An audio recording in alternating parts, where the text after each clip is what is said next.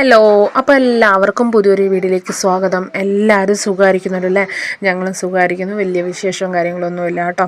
അപ്പോൾ ഇന്ന് എന്നാന്ന് വെച്ചാൽ ചിറ്റൂട്ടി കുറേ ദിവസമായിട്ട് ചില്ലി ചിക്കൻ ഉണ്ടാക്കുമെന്ന് പറയുന്നുണ്ട് കേട്ടോ.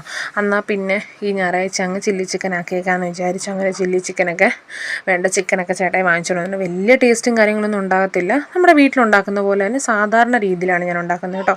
അപ്പോൾ ഈ ചിക്കനകത്തോട്ട് കോൺഫ്ലവർ പൊടിയും ഉപ്പും പിന്നെ കുറച്ച് മുളക് പൊടിയും ചേർക്കുന്നുണ്ട്. അപ്പോൾ ഈ മുളക് പൊടിയൊക്കെ ചേർക്കുന്നതെല്ലാം എൻ്റെ അളവിലാണ്, അതായത് ഞാൻ സാധാരണ ഉണ്ടാക്കുമ്പോൾ ഉള്ളൊരു അളവിലൊക്കെയാണ് ഞാൻ ചേർക്കുന്നത് കേട്ടോ. അപ്പം നിങ്ങൾക്ക് നിങ്ങളുടെ ഇഷ്ടത്തിന് ചേർക്കാം കേട്ടോ. ഇന്ന ഇത്ര അളവെന്ന് ഒക്കെ നിങ്ങൾക്കറിയാമല്ലോ, അതായത് സാധാരണ വീട്ടിലുണ്ടാക്കുന്നത് നമ്മളെല്ലാ കറികൾക്കൊക്കെ അളവൊക്കെ എടുക്കുന്ന അമ്മമാർക്കൊക്കെ അറിയാമല്ലോ. അപ്പോൾ പിന്നെ അതിനകത്ത് ഞാൻ ഒരു 2 മുട്ട പൊട്ടിച്ച് ചേർത്തു. പിന്നെ ഈ മുട്ടയും ചേർത്ത് കഴിഞ്ഞാൽ പിന്നെ നമ്മുടെ സോസൊക്കെ ഉണ്ടല്ലോ, അപ്പോൾ ആ സോസൊക്കെ ഇതിനകത്തോട്ട് ചേർക്കണം. Chilli sauce, tomato sauce, soya sauce. അപ്പം ഞാൻ ഈ പ്രാവശ്യം ഗ്രീൻ ചില്ലി സോസാണ് എടുത്തിരിക്കുന്നത് കേട്ടോ. കാരണം എന്നാ വെച്ചിട്ടുണ്ട്, കഴിഞ്ഞ പ്രാവശ്യം ഞാൻ റെഡ് ചില്ലി എടുത്തിരുന്നു. അപ്പം ഈ പ്രാവശ്യം ഇച്ചിരി മാറ്റി ഗ്രീൻ ചില്ലി ആക്കി നോക്കാമെന്ന് ഓർത്തു. അപ്പോൾ ഇത് എല്ലാം കൂടെ ചേർത്ത് നല്ലോണം ഒന്ന് തിരുമ്മി ഹാഫ് ആൻ അവറെങ്കിലും നമ്മൾ മൂടി വെക്കണം കേട്ടോ. ഒരു മണിക്കൂറാണ് ഇതിൻ്റെ ഒരു അളവ് വെച്ചാൽ, മാക്സിമം ഒരു ഹാഫ് ആൻ അവറെങ്കിലും വെക്കണം. ഞാനൊരു അരമണിക്കൂർ വെച്ച് കേട്ടോ ഇതിങ്ങനെ. എന്നാലേ ഈ നമ്മളിപ്പോൾ ഈ മസാലയൊക്കെ അതിലേക്ക് പിടിക്കുകയുള്ളൂ, ഉപ്പൊക്കെ നല്ലോണം ചിക്കനിലേക്ക് പിടിക്കണമല്ലോ. സമയം കൊണ്ട് ഞാൻ കുറച്ച് പുതിന റൈസ് ഉണ്ടാക്കിയായിരുന്നു കേട്ടോ. അതിൻ്റെ വീഡിയോ ഇല്ല കേട്ടോ, അത് മറ്റൊരു ദിവസം കാണിക്കാം.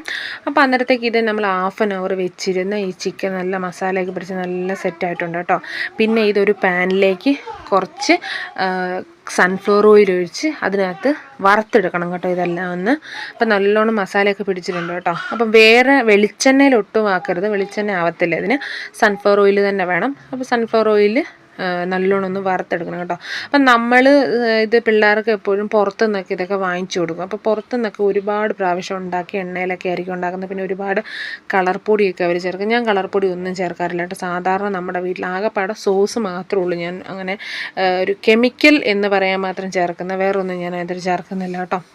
അപ്പം കുഞ്ഞുങ്ങൾക്കാണേലും എന്നാ പറയുക ഒത്തിരി ഇഷ്ടപ്പെടും. അപ്പം നമ്മൾ ആദ്യം ഉണ്ടാക്കുമ്പോൾ ഒന്നും അത്ര വലിയ ടേസ്റ്റും കാര്യങ്ങളൊന്നും വരത്തില്ലല്ലോ, പിന്നെ പിന്നെ വരുമ്പോൾ സെറ്റാവും കേട്ടോ. നല്ല ടേസ്റ്റാവും, നല്ല രീതിയിലൊക്കെ ആയി വരും. 2-3 പ്രാവശ്യമൊക്കെ ഉണ്ടാക്കേണ്ടി വരും. ഞാനിതൊരു ഇപ്പം 3ാമത്തെ പ്രാവശ്യം ഞാൻ ഉണ്ടാക്കുന്നതെന്ന് തോന്നുന്നു. നല്ല ടേസ്റ്റ് ആവുന്നുണ്ട് കേട്ടോ. നല്ല പിള്ളേർക്കാണെങ്കിലും ഇഷ്ടപ്പെടുന്നുണ്ട് കേട്ടോ. നമ്മളെപ്പോഴും ഈ കറി വെച്ച് തന്നെ കൊടുത്താൽ ഇവർക്ക് വലിയ താല്പര്യം ഉണ്ടാകണമെന്നില്ല കുഞ്ഞുങ്ങൾക്ക്. അപ്പോൾ ഈ ചിക്കൻ വറുത്തുകൊണ്ടിരുന്ന സമയത്ത് ഞാനിത് മറക്കാനിട്ടിട്ട് ആ സമയം കൊണ്ട് കുറച്ച് സാലഡും കൂടെ ഉണ്ടാക്കി കേട്ടോ. ചെറിയുള്ളിയും ഇഞ്ചിയും തക്കാളിയൊക്കെ ഇട്ട് കുറച്ച് സാലഡ് ഉണ്ടാക്കി. കാരണം വെച്ചിട്ടുണ്ടെങ്കിൽ ഞാൻ ചോറും പറ്റിച്ച് വെച്ചിട്ടുണ്ടല്ലോ, പുതിന റൈസ് ഉണ്ടാക്കിയിട്ടുണ്ടല്ലോ, അപ്പോൾ അതിൻ്റെ കൂടെ. അപ്പോൾ ചേട്ടായും കുറച്ച് എന്നെ ഹെൽപ്പ് ചെയ്യുകയൊക്കെ ചെയ്തു കേട്ടോ വന്ന്. അപ്പോൾ ഉള്ളിയൊക്കെ അരിഞ്ഞ് തരുമെല്ലാം ചെയ്തത് ചേട്ടായി തന്നെയാണ് കേട്ടോ. അപ്പോൾ ഇത് സാലഡ് റെഡിയായി, ചോറും സെറ്റായി റെഡിയായി ഇരിപ്പുണ്ട്, പുതിന റൈസും സെറ്റായി റെഡിയായി ഇരിപ്പുണ്ട് കേട്ടോ. അപ്പം ബാക്കി നമ്മൾ ചില്ലി ചിക്കൻ്റെ കാര്യം നോക്കുവാണ്. അപ്പോൾ ചിക്കൻ വറുത്ത എണ്ണയ്ക്കകത്ത് തന്നെയാണ് ബാക്കി കാര്യങ്ങളും ചെയ്യുന്നത്. ചിക്കൻ വറുത്ത് മാറ്റി വെച്ചു കേട്ടോ. അപ്പോൾ ആ ഒരു പാത്രത്തിലേക്ക് ആ എണ്ണ ഒഴിച്ച്, ആ എണ്ണ കുറച്ച് ചൂടായി കഴിഞ്ഞപ്പോഴത്തേക്കും അതിനകത്തോട്ട് വെളുത്തുള്ളി ഇട്ട് കൊടുത്തു കേട്ടോ. വെളുത്തുള്ളി അവസാനം ജസ്റ്റ് ഒന്ന് മൂത്ത് വന്നപ്പോഴത്തേക്കും നമ്മൾ അതിനകത്തോട്ട് പച്ചമുളക് ഇട്ട് കൊടുക്കുകയാണ് കേട്ടോ. അപ്പം ഈ എണ്ണ ഞാൻ വേസ്റ്റ് ചെയ്യാറില്ല കേട്ടോ, വെറുതെ വേസ്റ്റായിപ്പോവും. അതിൽ തന്നെ ഉണ്ടാക്കുന്നതാണ് നല്ലത്. അപ്പോൾ അതുകൊണ്ട് അത് എടുത്തു കേട്ടോ. അപ്പം ഈ പച്ചമുളകും ഇട്ടു, പച്ചമുളകും ജസ്റ്റ് ഒന്ന് മൂത്ത് കഴിയുമ്പോഴത്തേക്കും അതിനകത്തോട്ട് നമ്മൾ ഉള്ളി ഇട്ട് കൊടുക്കണം കേട്ടോ. അപ്പം ഞാൻ ഈ വോയിസ് കൊടുക്കുമ്പോൾ ടുട്ടു അപ്പുറത്ത് കിടന്ന് എന്തൊക്കെയോ കളിയും ഒച്ചപ്പാടൊക്കെ കേൾക്കുന്നുണ്ടല്ലോ, അതിനകത്ത് ഭയങ്കര സൗണ്ട് വരുന്നുണ്ട്. അപ്പോൾ അത് ഉള്ളി അരിയുന്നതിൽ കുറച്ച് പ്രത്യേകത ഉണ്ട് കേട്ടോ. ഇതുപോലെ വേണം, ഈ മുഴുപ്പിൽ വേണം കട്ട് ചെയ്ത് ഉള്ളി ഇടാൻ കേട്ടോ. സാധാരണ നമ്മൾ കറിക്കൊക്കെ അരിയുന്ന രീതിയിലല്ല, ഇതിങ്ങനെ കട്ട് ചെയ്തിട്ട് നമ്മൾ പൊളന്നെടുക്കുകയാണ് ചെയ്യുന്നത് കേട്ടോ. ഇതുപോലെ ഈ ഒരു മുഴുപ്പിലാണ് കേട്ടോ. അപ്പോൾ അത് ഉള്ളി ഇട്ടു. ഈ ഉള്ളിക്കകത്തോട്ട് കുറച്ച് ഉപ്പും കൂടെ ഞാൻ ചേർക്കുന്നുണ്ട് കേട്ടോ. കാരണം എന്നാന്ന് വെച്ചിട്ടുണ്ടെങ്കിൽ പെട്ടെന്ന് വഴണ്ട് വരാൻ വേണ്ടിയിട്ട്, അതൊന്ന് വേഗം മൂത്ത് വരാൻ വേണ്ടിയിട്ട് കുറച്ച് ഉപ്പും കൂടെ ഞാൻ ചേർക്കുന്നുണ്ട് കേട്ടോ. അപ്പം നിങ്ങൾ ഉപ്പൊക്കെ നിങ്ങളുടെ ആവശ്യത്തിന് ചേർത്ത്, ഞാൻ ഇത്ര അളവൊന്നുമില്ല, നമ്മുടെ രീതിയിലൊക്കെയാണ്, നമുക്ക് വേണ്ട ഒരു അളവിലൊക്കെയാണ് ഞാൻ ഉപ്പൊക്കെ ചേർത്തേക്കുന്നത് കേട്ടോ. നമ്മൾ ഒത്തിരി അതനുസരിച്ച് പഠിച്ച് ട്രെയിൻ ചെയ്തൊക്കെ അങ്ങ് ചെയ്യുമ്പോൾ ഒട്ടും സെറ്റാവത്തില്ല കേട്ടോ. നമ്മുടെ രീതിയിൽ അങ്ങ് ഉണ്ടാക്കുവാണെങ്കിൽ സെറ്റാവും. പിന്നെ വേണ്ടത് ക്യാപ്സിക്കമാണ് കേട്ടോ. ക്യാപ്സിക്കവും അതേ രീതിയിൽ തന്നെ ഉള്ളി കട്ട് ചെയ്ത രീതിയിൽ തന്നെയാണ് വേണ്ടത്. അതും കൂടെ ഇട്ട് എന്താ പറയുക, നല്ലോണം ഒന്ന് ഇളക്കി കൊടുക്കണം. ഉള്ളി മൂത്തിട്ടുണ്ട്, പിന്നെ ഈ ക്യാപ്സിക്കം കൂടെ ഒന്ന് വെന്താൽ മതി കേട്ടോ. അതിനകത്തോട്ട് കുറച്ച് മുളക് പൊടി ഇട്ട് കൊടുക്കുവാണ്. അപ്പോൾ ഞാൻ പറഞ്ഞല്ലോ നമ്മുടെ അളവിലാണ് ഞാൻ മുളക് പൊടി ഇടുന്നത്. പിന്നെ അതിലേക്ക് ടൊമാറ്റോ സോസ് ഒഴിച്ച് കൊടുക്കുകയാണ് കേട്ടോ.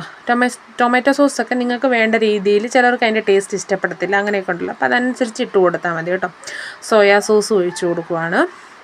അതുപോലെ തന്നെ ഗ്രീൻ ചില്ലി സോസാണ് ഞാൻ ഈ പ്രാവശ്യം എടുത്ത്, ഞാൻ പറഞ്ഞല്ലോ. അപ്പോൾ ഗ്രീൻ ചില്ലി സോസും അതിലേക്ക് ഒഴിച്ച് കൊടുക്കുകയാണ് കേട്ടോ. നല്ലോണം ഒന്ന് ഇളക്കി മിക്സ് ചെയ്തെടുക്കണം കേട്ടോ.